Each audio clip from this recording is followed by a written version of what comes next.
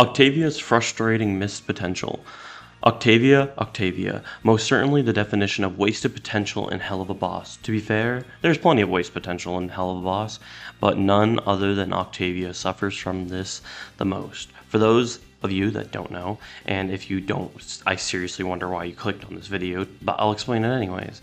Octavia is the daughter of Stolas and is the heir to the Goetta family, and is next in line to assume Stolas' position should he pass away. He has been very close to dying before, but unfortunately, the plot saved him. I actually liked him. Yes, I did say unfortunately. He's still alive. Octavia is also the only member of her family who's not a complete and utter douchebag. Sure, I know some of you may argue, well, what about Vesigo?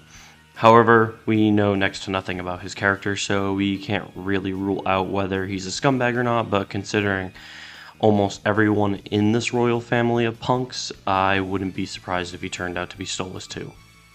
Octavia, being the best character morally in Helluva Boss, gives her a lot of potential. However, this potential is so underutilized, it's not even funny. For starters, she has very little screen time, which is a big factor to what causes her underutilization in the show. In all episodes out so far, she only has about 20 minutes total screen time. Additionally, the time she is on screen, she's being neglected, subjected to verbal and emotional abuse from her two narcissistic, egotistical, self-centered parents who care more about fighting one another than parenting their child, especially Stolas. Bro not only dipped out of his daughter's life to screw some imp he grew up with, but this man lied right to his daughter's face in episode 2, telling her he wouldn't leave her for Blitz, and just a few episodes later, doing that exact thing. Then suddenly wonders why his daughter kicked him out of her life. No amount of crocodile tears are going to help you. Or is it alligator tears? Seriously, what is the difference between... The difference is their snout. One is cone-like, and the other one is more U-shaped. That's the difference between an alligator and a crocodile. Well, that's what the difference is. Go back to my universe and shut the hell up. Okay, sorry, I'm getting way off track. Point being is that Stolas himself is actually somewhat responsible for Octavia's potential not being reached, since he hinders her independence by making her waste her time waiting and pleading with her dad just to be a dad and be there, but ultimately never works. And he always disregards her feelings and emotions and essentially wipes his ass with her thoughts and feelings. Not to mention the few times that Octavia is allowed to be the center of the plot. Those episodes are okay at best and do a ton of justice to the character. One example being that of Seeing Stars, which had the appearance of great development for Octavia, only to be a bit underwhelmed with what's underneath the hood of the video. Firstly, the video completely changes the rules about how Grimoire works.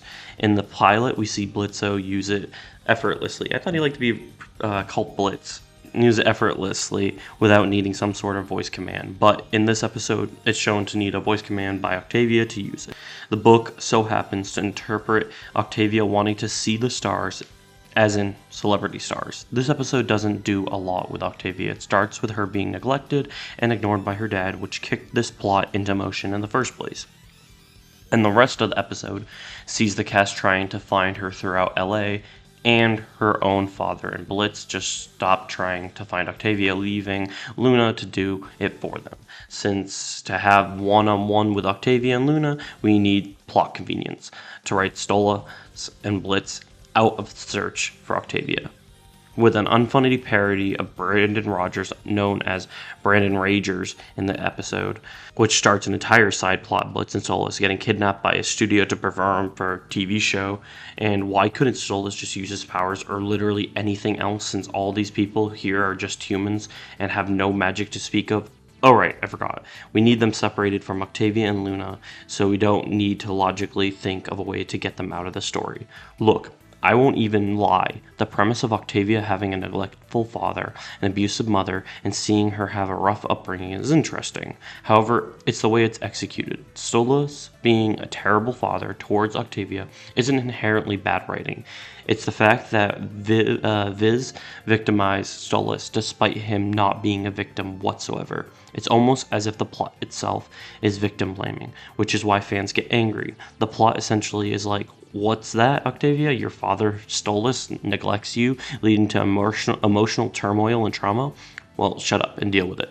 After all, Stolas is the victim. Seriously, it's this whole victim card Stolas pulls. I am really starting to think Viv Pop is going to write Octavia to apologize to Stolas for being the victim of neglect and gaslighting, and repairing their father-daughter relationship by letting Stolas face zero consequences and make Octavia out to be the problem for having enough Stolas' shit. Seriously, I can't tell you how mad a majority of the fandom will be if Viv does this. Going to be Armageddon. Not to mention, Octavia is sort of used as a plot device and doesn't even have much of a character to speak of. In Seeing Stars, as I discussed earlier, Octavia is a plot device used to get our main characters on Earth to go search for her, and Octavia throughout the episode has barely any dialogue at all until the very end. And the small conversation with Luna is so short and has the appearance of in-depth character development when all it is the two of them crying over their daddy issues, with one of these two having a pretty decent dad and them just being a angry, petty daughter who can't handle constructive criticism from her adoptive father, and the other having every right to be upset with her father and being frustrated with him. But a short while later is hugging and forgiving him for being a neglectful prick, with the other not developing at all and doubles down on her pettiness to her decent father by physically assaulting him. Again, that happens a lot in this show, making Seeing Stars a skippable episode since there aren't any long-term changes to continuity that's meaningful. Makes the episode feels like it exists in a vacuum. Another big example of Octavia being used as a plot device and not much development of her character is being used as bait in the plot to get Stolas back, to go back to the palace and start a fight with Ice Goetta. His name is pretty long, and I'm never attempting to pronounce his zesty-ass name. Additionally, in this episode, she literally doesn't interact with anyone. We see no dialogue between Stella and Octavia in this episode. Hell, the entire show, for crying out loud. Despite them being mother and daughter, it actually felt like some weird crossover seeing them hug, since they never interact. What are Octavia's feelings about her mother? Does she see Stolas' abuse? How does Stella abuse make her feel? What are her thoughts regarding the Ice Goetta? Who knows? Because we never get those answers directly answered at all. She only gets upset about Stolas and only speaks to him while Stolas is an insufferable douchebag. Stella and the Frost Goetta are just as bad, as if not worse. So does she hate them as well, but only lives with them so she has a roof over her head? Seriously, we never see Octavia confront these two assholes or express their thoughts on them at all, or maybe even having them talk throughout the show about Stolas, or hell, even not about Stolas, about anything. Have some development of Octavia and Stella's relationship. Show the audience what Stella thinks of her daughter. There's so much more you can do with Octavia on her own, as well as her relationships. The sky is the limit here. In conclusion, Octavia is a great character and has a lot of potential in not only her physical abilities, but as a character and her relationships. But is not only neglected by her dad, but is neglected by the show's creator, and whenever she is used, she is simply used to drive the plot in motion, and then said plot is thrown out, forgotten about, in the next episode in a cartoonish episodic format. I've been your host, Sleep Sheep, once again, and be sure to subscribe to this channel. I'm going to bed. Good night.